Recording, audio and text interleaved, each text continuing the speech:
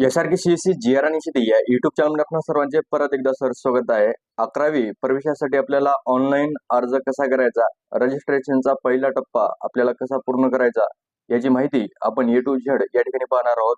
मित्रांनो, यासाठी आपल्याला 10 एप्रिल 2026 ते 30 एप्रिल 2026 पर्यंत आपल्याला पहिला टप्पा रजिस्ट्रेशनचा या ठिकाणी पूर्ण करावायचा आहे आणि त्यानंतर जेव्हा 10वीचा निकाल लागेल त्यानंतर आपल्याला दुसरा टप्पा कॉलेज सिलेक्ट करायचा पूर्ण करावायचा आहे.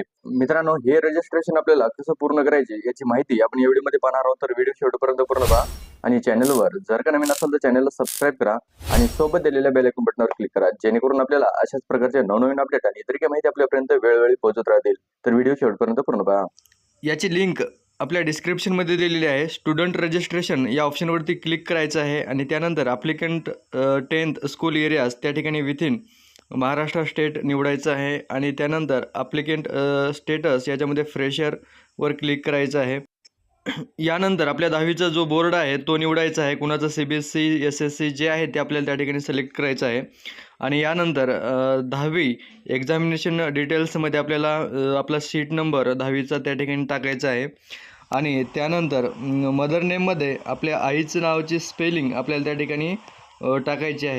यानंतर व्हेरीफाय बटनावरती क्लिक केल्यानंतर या ठिकाणी आपली SSCची पूर्ण डिटेल्स जसं हॉल तिकीटवर आहे तशी येईल.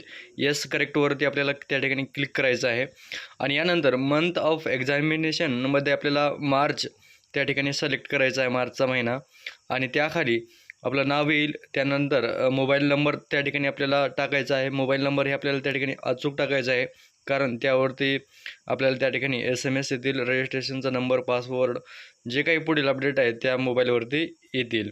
त्यानंतर सिक्युरिटी क्वेश्चनमध्ये कोणतं पण आपण या ठिकाणी क्वेश्चन घेऊ शकता आणि तो क्वेश्चन त्या ठिकाणी आपल्याला त्याचा आन्सर आपल्याला त्या ठिकाणी टाकायचा आहे आणि त्यानंतर आपल्याला एक पासवर्ड त्या ठिकाणी तयार करायचा आहे. जो पासवर्ड आपल्याला त्या ठिकाणी टाकलेला आहे तोच पासवर्ड आपल्याला त्या ठिकाणी परत एकदा कन्फर्म करायचा आहे. परत एकदा तोच पासवर्ड त्या ठिकाणी टाकायचा आहे आणि त्याच्यानंतर खाली जो कॅप्चर दिलेला आहे, कॅप्चर जसा तसं टाकून रजिस्टरवरती आपल्याला क्लिक करायचं आहे.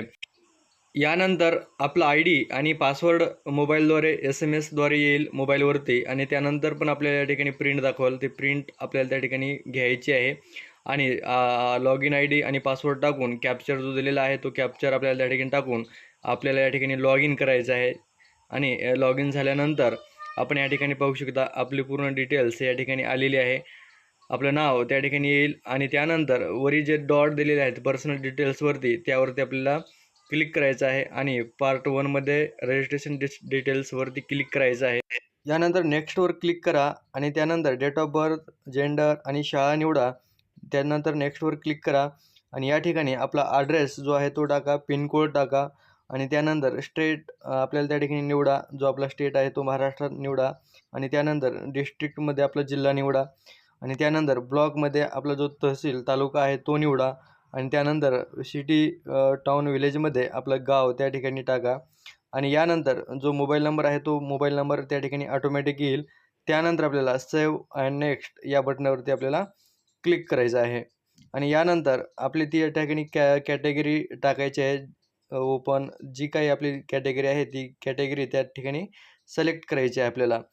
यानंतर कॅटेगरी सिलेक्ट केल्यानंतर या ठिकाणी आपण जर दिव्यांग असाल तर यस करायचं, नसेल तर नो करायचं आहे आणि त्यानंतर आपण जर त्या ठिकाणी भूकंपग्रस्त असाल तर नो करायचं आहे आणि यानंतर आजी आजोबा जर स्वातंत्र्य सैनिक मध्ये असतील तर यस किंवा नाही करायचं आहे आणि अर्जदाराचे पालक संरक्षण दलातील जवान माजी सैनिक आहेत का त्या ठिकाणी होय किंवा नाही जे आहे ते करायचं आहे. अर्जदार क्रीडा प्रवर्गातील आहे का, असेल तर होय, नसेल तर त्या ठिकाणी नो करायचं आहे आणि यानंतर 2 एप्रिल 2018च्या शासन निर्णयातील तरतुदीनुसार अनाथ प्रवर्गात मोडत असाल तर त्या ठिकाणी होय किंवा नाही करायचं आहे आणि यानंतर मायनॉरिटीमध्ये येत असाल तर यस किंवा नो करा आणि त्यानंतर या ठिकाणी आपल्याला इन हाऊस कोटा ॲडमिशन यावरती आपल्याला जर आपण 10वी ज्या शाळेत झालेली आहे त्या शाळेत जर आपल्याला 11वी करायची असेल तर आपण त्या ठिकाणी यस करू शकता, नसेल तर आपण त्या ठिकाणी नो करायचं आहे आणि सेव्ह अँड नेक्स्ट बटनावरती आपल्याला त्या ठिकाणी क्लिक करायचं आहे आणि यानंतर आपल्याजवळ जर 10वीची मार्कशीट TC हे असेल तर सेव्ह करायची आहे, नसेल तर आपल्याला त्या ठिकाणी अपलोड करायची गरज नाही आणि खाली जो अंडरटेकिंग हमीपत्र दिलेलं आहे तो आपल्याला त्या ठिकाणी डाउनलोड करायचा आहे आणि त्याच्यात प्रिंट मारून पूर्ण माहिती त्या ठिकाणी लिहायची आहे आणि त्यानंतर आपली सही घेऊन त्या ठिकाणी स्कॅनिंग करून ती अपलोड करायची आणि सेव्ह अँड नेक्स्ट बटनावरती आपल्याला क्लिक करायचं आहे. यानंतर येईल महत्त्वाचा टप्पा म्हणजे पेमेंटचा. त्या ठिकाणी आपल्याला पेमेंट ₹100 हे करायचं आहे आणि त्यानंतर पे या बटनावरती आपल्याला क्लिक केल्यानंतर आपण या ठिकाणी पाहू शकता आपण UPIद्वारे, ATMद्वारे, क्रेडिट कार्डद्वारे किंवा नेट बँकिंगद्वारे आपण या ठिकाणी पेमेंट करू शकता. खाली जो QR दिलेला आहे त्या QRने पण आपण त्या ठिकाणी आपला जो पेमेंट आहे ₹100 तो आपण त्या ठिकाणी QRवर क्लिक केल्यानंतर आपण स्कॅन करून तो ₹100 पेमेंट आपण या ठिकाणी करू शकता आणि त्यानंतर आपलं या ठिकाणी पेमेंट सक्सेस होईल.